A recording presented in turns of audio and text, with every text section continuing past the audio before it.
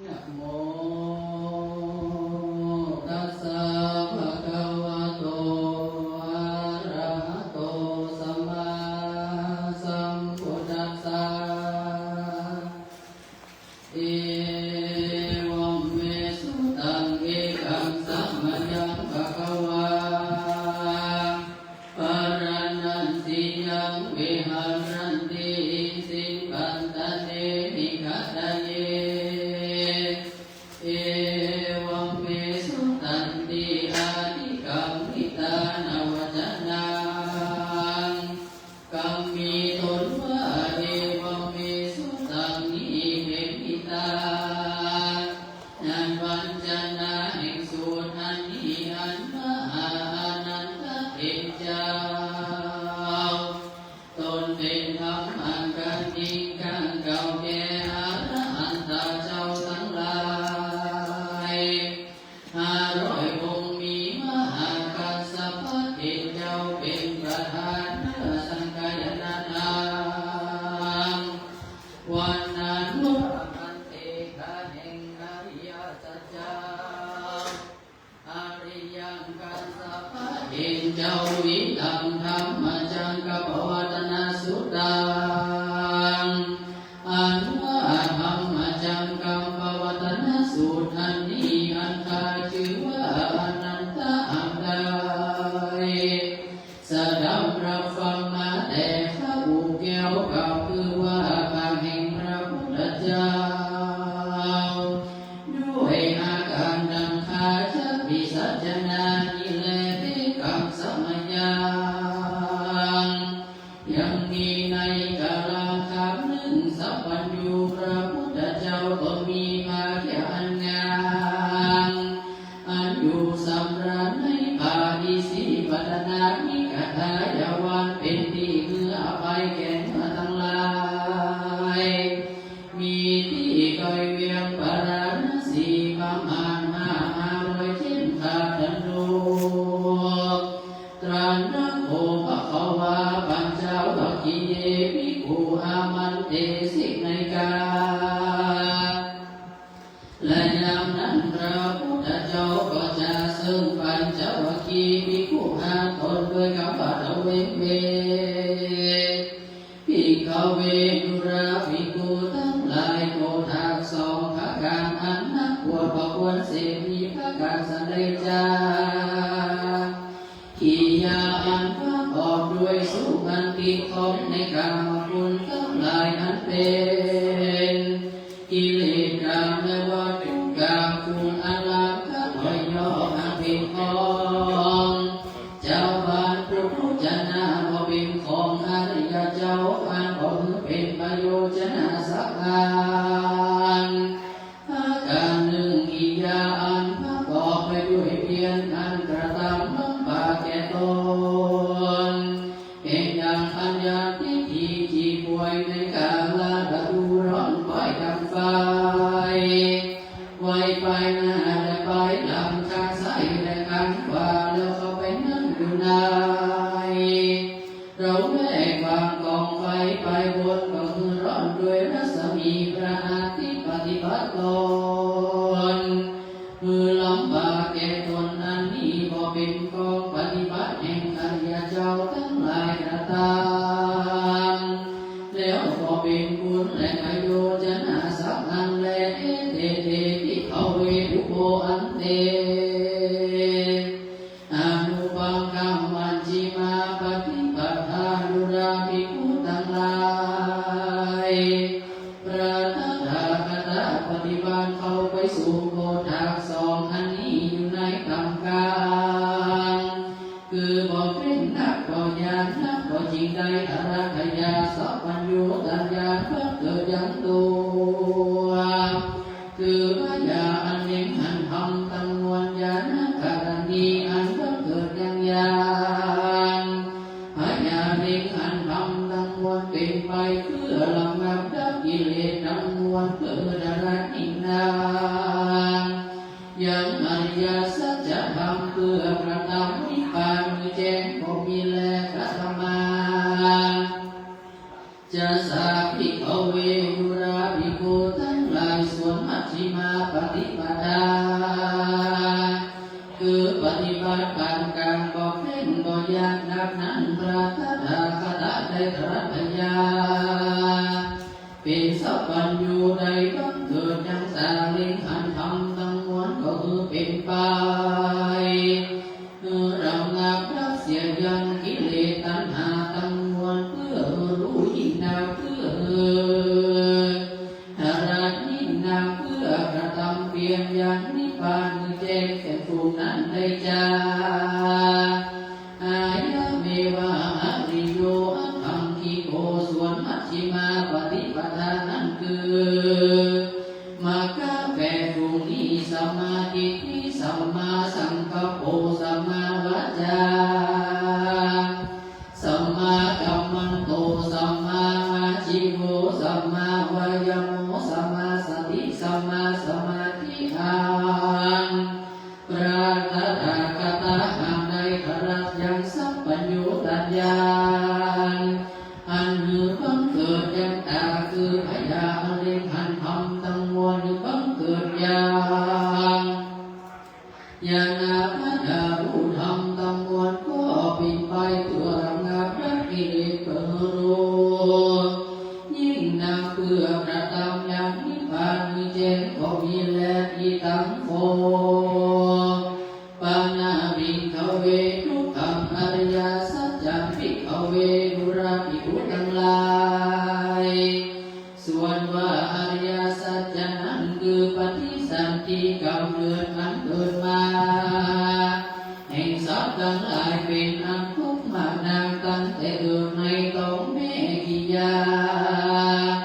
อันจังได้ยินก็บ่มีเทียนย่อมได้เสวยทุกข์ในตน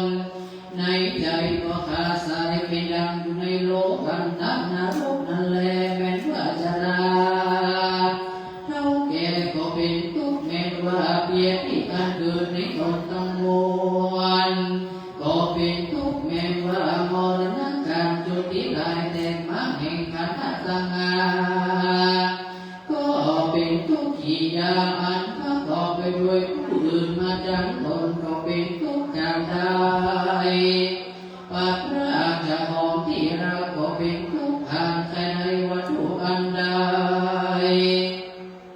และก็ได้ตามความปรารถนานั้นก็เป็นทุกข์สังคิเตนะปัญจุปาทานขันธาทุกขาทิยาอันบังเกิดยังขันธ์ตั้งห้าคือรูปขันธาเวทนาขันธาสัญญาขันธาสังขารขันธาวิญญาณขันธาก็เป็นทุกข์มากนานอิทังโคปนาภิกขเวทุกขสมุทัยยังอริยสัจจังยังยังตัณหาโกโนภาวิกานันติทุกขราภิกขุทั้งหลายทุกขสมุทัยสัจจะคือธรรมชาติผู้นี้สิ่งเดียวและผู้ใดจ้าส่วนตัณหามีปกติคือบังเกิดอย่างบุญภาวะเกิดวิบากภูตะรูปประกอบไปด้วยนั้นอิราคะยินดีในภาวะที่เกิดนั้นอันเป็นไปในกามคุณภาวะตัณหาอันเป็นไปกับด้วยทิฏฐิอันถือเอาด้วยคำว่าโลกนี้มันเที่ยงวิภาวะตัณหาอันเป็นไปโดยผู้เจตทิฏฐิอันถือเอาด้วยคำว่าโลกนี้ขาดเสียภิกขเวดุราภิกขุทั้งหลายส่วนว่าทุกขานิโรธาสัจจะนั้นคือธรรมชาติระงับดับเสียยังราคะตัณหาสิ่งเดียวทำอันใดเป็นเหตุคือละเสียยังกิเลสตัณหาทั้งมวลก็ดีทำมันเป็นเหตุคือพ้นจากทุกข์ทั้งมวลก็ดีทำอันใดอันเป็นเหตุคือใดกระทำก็มีอะไรใจคล้องในตัณหาทั้งมวลทำอันใดชื่อว่านิโรธอริยสัจจะกล่าวคือนิพพานสิ่งเดียวที่ตั้งโอปนาภิกขเวดุราภิกขุทั้งหลายคือ ระมัง8ประการภูมินี้สิ่งเดียวและภูมิใดจะคือได้สัมมาทิฏฐิสัมมาสังกัปปะสัมมาวาจาสัมมากัมมันโตสัมมาอาชีโวสัมมาวายโมสัมมาสติสัมมาสมาธิพระพุทธเจ้าได้สำแดงยังอริยสัจธรรมทั้งสี่ประการแล้วที่นี้จะสำแดงยังญาณปัญญาเป็นไปในสัจทั้งสี่นั้นหากเป็นสักคือสัจญาณกิจจญาณกัตตญาณว่าส่วนวัจจะภูมิคือพยานเล็งนำทั้งมวลก็เกิดมีแก่พระตถาคตวิชาพยานรู้ยังทางวิเศษอีกนักก็เกิดมีแก่พระตถาคตโลโก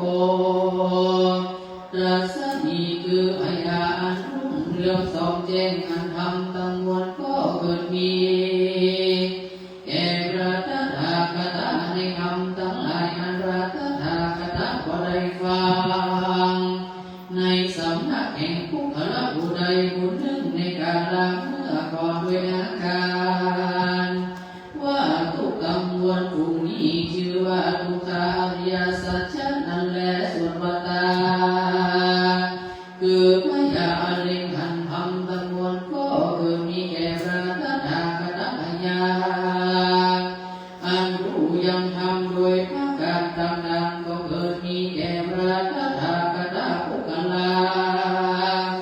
ผู้มีพยาปัญญาเพิ่งพ้นแวดหมายรู้ได้และตั้งโคปนิธรรมทุกขังดูกราภิกขุทั้งหลายตาคือพยาเล็งอันธรรมทั้งมวลก็เกิดมี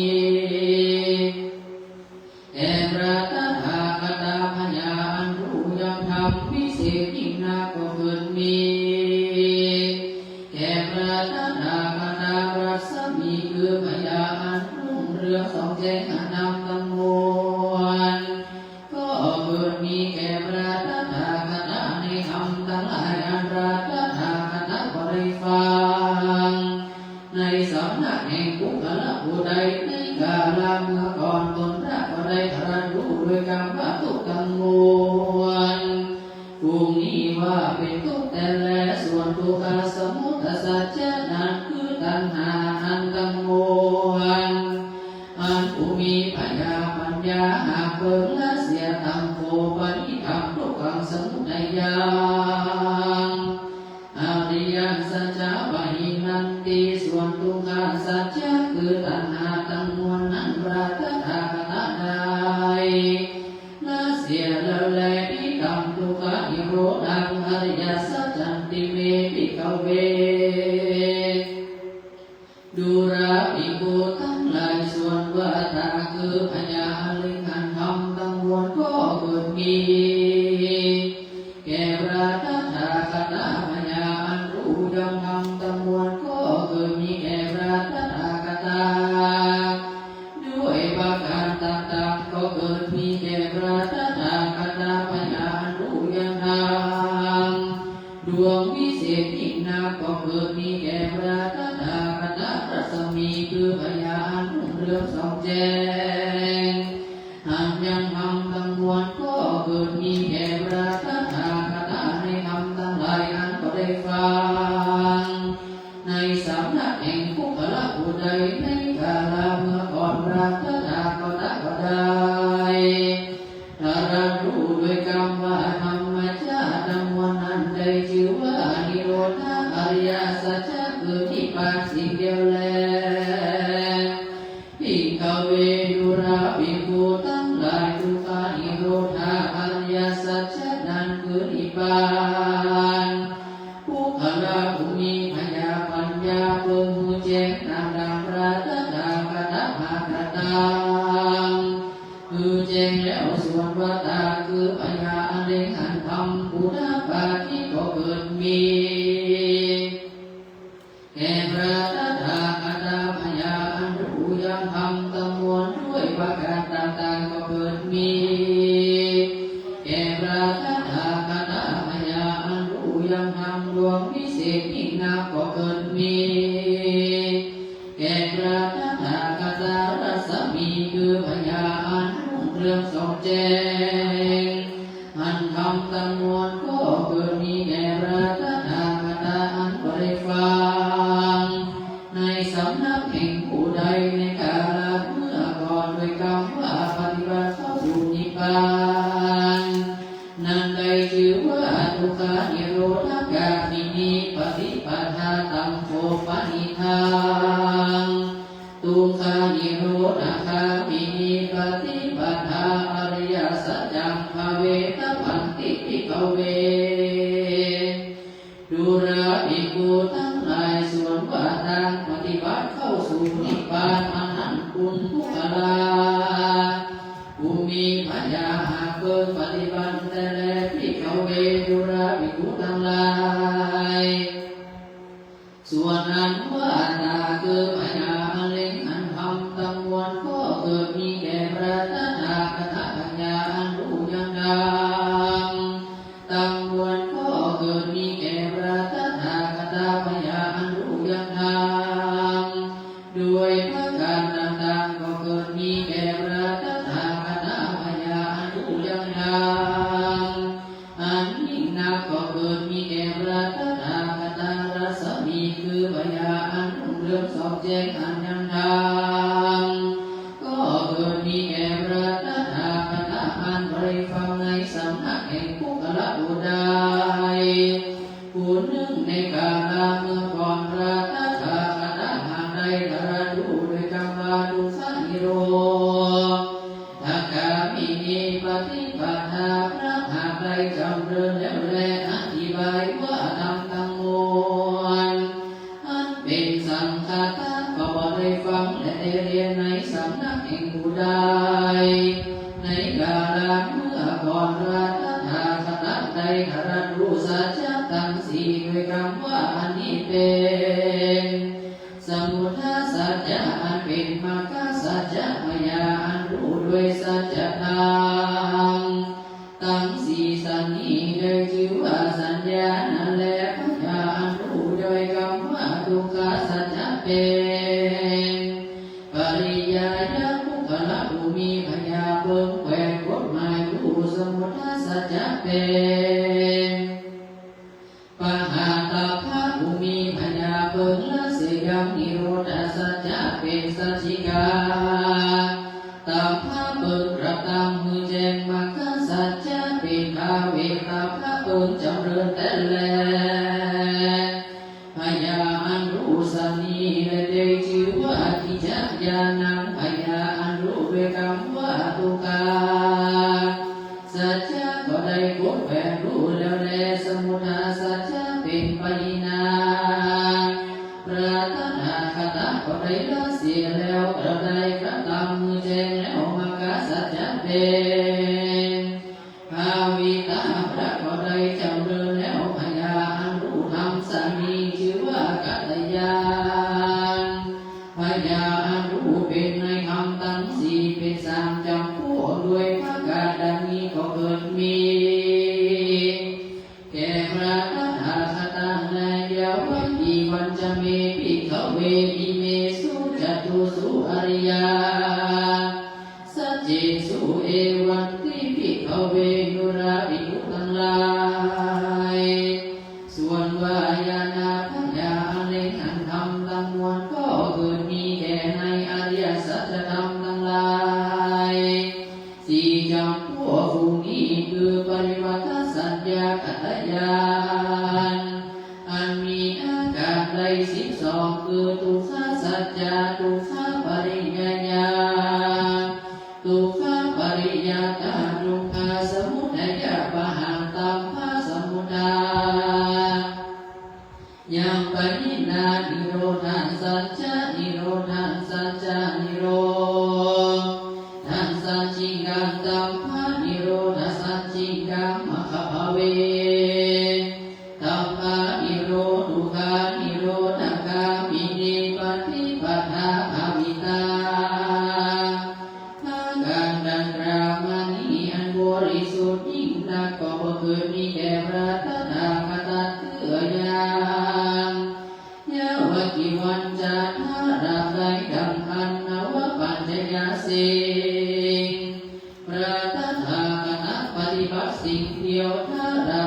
ก็ได้ทรสัมมาสัมพุทธเจ้าอนุตตรังก็มีธรรมอันล้ำยิ่งในโลกอันเป็นกับด้วยมารอันเป็นกับด้วยพรหมอันเป็นกับด้วยพรหมและเทวดาทั้งหลายยะโตจักโภเมภิกขเวอิเมสุจตุสุอริยสัจเจสุเอวันติปริวัตังภวะทัสสะการังยะถาภูตังญาณทัสสนังสุวิสุทธังนะโมสิภิกขเวดุราภิกขุทั้งหลายส่วนวายานะพยาอันเล่นหันธรรมอันควรแก่อันมีในอริยสัจธรรมทั้งหลายสี่จำพวกสุนีอันเป็นปาริตาวัฏฏาสี่จำพวกอันมีในอาการใด12ด้วยพระการดังนี้อันบริสุทธิ์ดีนั้นก็เกิดมีแก่พระตถาคตยโตจะโคในกาลนั้นปัญจญาสิ่งพระตถาคตก็คือปฏิญญาณด้วยคำว่าได้ทรสัมมาสัมพุทธเจ้าอันได้ตรัสรู้ยังทำทั้งสี่อนุตตรังอันเป็นพระเสริฐล้ำเลิศกว่าธรรมทั้งหลายในโลกทั้งมวลอันเป็นกับด้วยเทวโลกอันเป็นกับด้วยมารอันเป็นกับด้วยพรหมอันเป็นกับด้วยสมณพราหมณ์และบุคคลและเทวดาทั้งหลายญาณัญจาเมวะทัสสนังพุทธปาทิดุราภิกขุทั้งหลายส่วนวายานะพยาอันเล็งหันธรรมชาติทั้งมวลก็เกิดมีแก่พระตถาคตด้วยอาการว่าวิมุตติธรรมอรหัตังพละคือสัพพัญญูตัญญาแห่งพระตถาคตผู้บำเพ็ญอันมีกิเลสตัณหาบละมักเสียใดกิยาอันเกิดนาทางนี้แห่งพระตถาคตที่มาเป็นความสุขความซอยปฏิสันธิกำเนิดอันจะเกิดมาแทนเราของมีแก่พระตถาคตในกาลปณิและอิทธามโวจาภควะอัตมนาเตปัญจวัคคียาภิกขุภควโตภาสิตังอภินันดุนติภควาอันว่าพระพุทธเจ้าทรงมีภาเกียรติอันงามขอเทศนาธรรมจักรพรวัตนสูตรนั้นดีด้วยประการดังนี้ในนาส่วนปัญจวัคคีย์ทั้งห้าตนภูมินั้นก็มีใจอภิรมย์จงชื่นยินดียออัญชุลีพนมตั้งสามมองน้อมนมัสการขานรับเอาธรรมเทศนาแห่งพระพุทธเจ้าว่าสาธุสาธุภาสิตังท่านหาคาธรรมดังนี้ก็มีวันแลอิมัสสมิงจาปนาวายากรณสมิงในเมื่อแล้วธรรมเทศนาอันนี้แล้วมีการหานับใดที่ว่าเนยกรณาพระพุทธเจ้าหักเทศนาด้วยพระการดังนี้ส่วนนำมาจากกุศลตาปริมาขญาณอันอัศจรรย์ภูมิรีกิเลสอันเป็นมละมนดินคือกิเลสหากาข้าไปแล้วก็เกิดมีแก่โกรธทันยัดเองเจ้าต้องมีอายุด้วยกรรมยังอินทรีย์สังขารธรรมจักตังคือว่าสังขารธรรมอันใดน้อยนึกอันมีสภาวะรู้เกิดเป็นดังอันสังขารธรรมอันนั้นอันรู้เสียงแต่แรกวัติเตจะพระเขาวาธรรมาจักเกภูมาเทวาไงเมื่อแล้วธรรมเทศนาอันนี้พรหมและเทวดาทั้งหลายก็จงชื่นยินดีก็ส่งเสียงขึ้นไปคือได้ยินด้วยคำว่าธรรมจักรพรวัตนสูตรดวงนี้ล้ำเลิศประเสริฐยิ่งนาอันพระพุทธเจ้าต้องมีโสเภ ยาธาอันงามอะไรหาเสียยางโลภะโทสะโมหะเสียแล้วก็เทศนาเป็นไปในป่าอิสิปตนานิกทายวันนามิติกเวียปารณสีพรหมและเทวดาทั้งหลายก็ได้ยินว่านักมันผู้กระผู้ใดผู้หนึ่งในโลกนี้ก็อาจจะเป็นไปได้เลยนะภูมานังเทวนังสัทธังสุตวาจตุมหาราชิกาเทวาสัทธามนุสาเวสุงส่วนว่าเทวดาภูมิอันไหนจันทราจตุมหาราชิกาได้ยินเสียงแห่งพรหมและเทวดาทั้งหลายส่งเสียงสาธุการแล้วก็ปากันส่งเสียงต่อขึ้นไปบนส่วนว่าเทวดาทั้งหลายอันอยู่ในจันฟ้าตะวันติงสาได้ยินเสียงแห่งเทวดาทั้งหลายอันอยู่ในจันฟ้าจตุมหาราชิกานั้นก็ส่งเสียงขึ้นไปบนอันว่าเทวดาอันอยู่ในจันฟ้ายามาได้ยินแล้วยังเสียงแห่งเทวดาทั้งหลายอันอยู่ในจันฟ้าตะวันติงสานั้นก็ส่งเสียงขึ้นไปบนส่วนว่าเทวดาทั้งหลายอันอยู่ในจันฟ้าทุกสีดาได้ยินแล้วก็ส่งเสียงขึ้นไปบนแถมเราอย่างนั้นเทวดาทั้งหลายอันอยู่ในจันฟ้านิมานารติได้ยินเสียงสาธุการอันนั้นแล้วก็ซ้ำส่งเสียงขึ้นไปบนแถมเราและส่วนอันว่าเทวดาทั้งหลายอันอยู่ในจันฟ้าพร้อมอปริสัชชาปปาการส่งเสียงขึ้นไปบนทัพนั้นแถมเราพรหมทั้งหลายอันอยู่ในจันฟ้ามหาพรหมได้ยินเสียงแห่งพรหมทั้งหลายอันอยู่ในจันพรหมบรหิตาก็ส่งเสียงขึ้นไปบนแล้วและส่วนว่าพรหมทั้งหลายอันอยู่ในจันฟ้าบริตาภาได้ยินเสียงอันนั้นแล้วก็ส่งเสียงขึ้นไปบนและส่วนว่าพรหมทั้งหลายอันอยู่ในจันฟ้าอัปปมานาภาได้ยินเสียงแห่งพรหมทั้งหลายอันอยู่ในจันฟ้าบริตาภานั้นแล้วก็ส่งเสียงต่อขึ้นไปบนส่วนว่าพรหมทั้งหลายอันอยู่ในจันฟ้าภัสรานั้นได้ยินเสียงแล้วก็ซ้ำส่งเสียงขึ้นไปบนแถมเราแล้วยามนั้นพรหมทั้งหลายอันอยู่ในจันฟ้าบริตาสุภาได้ยินเสียงนั้นแล้วก็ส่งเสียงขึ้นไปบนส่วนว่าพรหมทั้งหลายอันอยู่ในจันฟ้าอัปปมานาสุธาได้ยินเสียงแห่งพรหมทั้งหลายอันอยู่ในจันไปคำสนะแล้วก็ส่งเสียงขึ้นไปบน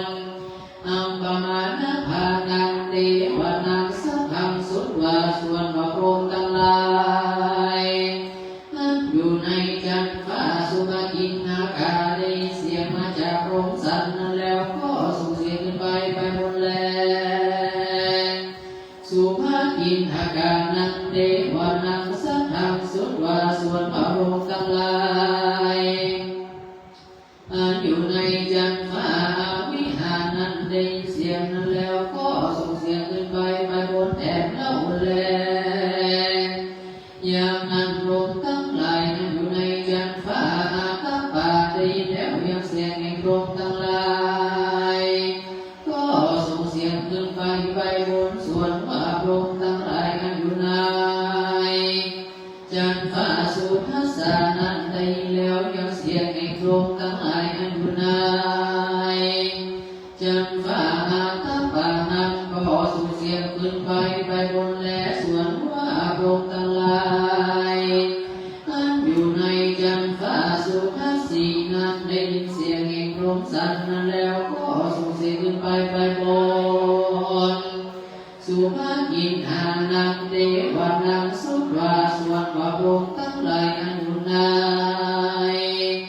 จันฟ้าอากาศนิทานนั้นก็ส่งเสียงขึ้นไปบนด้วยคำว่าธรรมจักรปวัตนสูตรอันดีอาเสริฐยิ่งนาคันพระพุทธเจ้าต้องมีโสภาเที่ยอันงามอันเทศนาคือเป็นไปในปาฏิสิปัตตานิกตายะอันมีจิตไปเวียนปาราณสีก็มีแลธรรมจังกังปวัตนสูตรนั้นนี้สลมก็ดีพระก็ดีเทวดาอาพระก็ดีทุกขละผู้ใดในโลกนี้ก็อาจจะคือเป็นไปได้แลสัทธาสำเนียงเสียงอันเทวดาโลกทั้งหลายก็ร้องบอกกล่าวเตือนได้ยินเห็นนั้นก็แผ่สลากขึ้นไปตั้งแต่แผ่นดินนี้ขึ้นไปถ้าราต่อเขาถึงอากาศนิทาโลกมาโลกในขณะปัจเดียวมูลตาอย่างเดียวโดยพระการดังกล่าวมานี้แหละนะส่วนความอยู่โลกจักรวาลตั้งวันนี้สั่งกรรมปีไว้ขึ้นไปบนสัมภากัมปิดังไปลุ่มไปบนสัมภเวทีก่อสนั่นวันไปรอดทุกกรรมทุกไปก็มีแลส่วนว่าอุปาราสมีอันรุ่งเรืองสอบแจ้งอาเสริฐล้ำเลิศกว้างขวางยิ่งนักหาประมาณบ่ได้ล่วงตามอนุภาวะแห่งเทวดาทั้งหลายและพรหมทั้งหลายก็ภากฏเกิดมีในโลกนี้โดยอนุภาวะแห่งพระพุทธเจ้าก็มีในกาลอย่างนั้นแลอาภะโภภควาอุทานังอุทานิสิในกาลนั้นพระพุทธเจ้าก็นำเอามายังอุทานาคาถาอันนี้ว่าโพธุกราโกนัญญารู้แต่แล้วแลว่าอันใดชื่อว่าโกนัญญาเองเจ้าโดยพระการดังกล่าวมานี้แลนี้โดยมีแต่แลพระพุทธเจ้าทั้งหลายกันว่าได้พระขยาสัพพัญโยตัญญาแล้วเทียนย่อมเทศนาธรรมจักรโลกนี้น้อมทำทั้งหลายเหตุต่างพระโคตมะเจ้าแห่งเราได้พระสัพพัญโยเป็นพระพุทธเจ้าแล้วสหปฏิมหาพรหมก็อาราธนาขอเสริมพระพุทธเจ้าพึงเทศนาธรรมในกาลนั้นพระพุทธเจ้าก็เทศนาธรรมจักรปวัตนสูตรอันนี้แก่ปัญจวัคคีย์หาตนในปาฏิสิปัตนานิกตายะในปาฏินั้นในเดือน10เองอันเป็นวันเขาวสามาแลในเมื่อแล้วนำมาจากปวัตนสูตรอันนี้ทำปัญจวัคคีย์ตั้งห้าตนนั้นส่วนคนนั้นยักษ์เอกเจ้าก็ได้ถึงโสตาปฏิภาละเมียนสลบทั้งหลายอันมากนักประมาณมาได้18ตัวมาได้เกินยังมาคบาละธรรมทั้งหลายได้ฟังธรรมจากปวัตนสูตรอันนี้อันพระพุทธเจ้าหางเทศนาก่อนธรรมทั้งมวลพระการหนึ่งอุดายในสร้างยังธรรมดวงนี้ก็มีพลาอานิสงส์อันกว้างขวางมากนักก็มี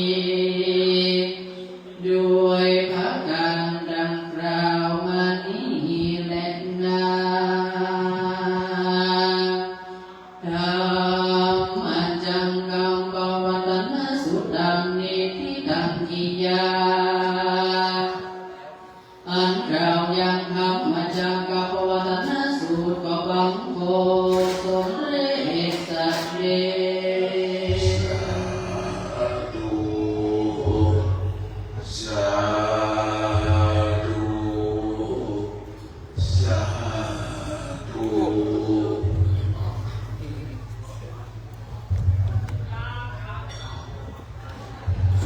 ขึ้นไปเนี่ยขึ้นไป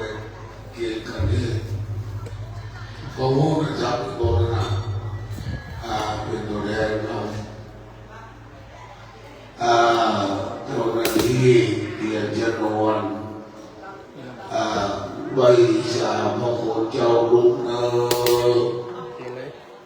บ่ายโมงดาวจะไข่ทาไปเท่านั้นปานคองของโมงของเขียวหกปอนจะปอบย่อนะนะ สัพพะพุทธานุภาเวนะสัพพะธัมมานุภาเวนะสัพพะสังฆานุภาเวนะสัทธาโสติภวันตุเตชะตาโหธรรมาอันวัฏังตักสินนั้นจึงเป็นชักแก้วพิมุมัวสปิติโรก็เป็นลำตัวแก้วให้น้องผิวบอกไต่ข้างบนทุกภาคสงสารวินัสสันตุนั้นจุงเป็นที่ตั้งทั้งหลายมาเพราะนอนนิยมภพอันสัพพะโลกาปยาตุคันนิไปอายุวันโลกก็ขอตั้งทั้งหลายทุกมีอายุเป็นภาษาไทยมงสวรรค์ตีวิสานิจารจุดเที่ยงยับได้ลงของเหตุการณ์สุขังพลังประกอบสุตระดาวยาวจีวังนั้นจึงจะมีอายุวันโล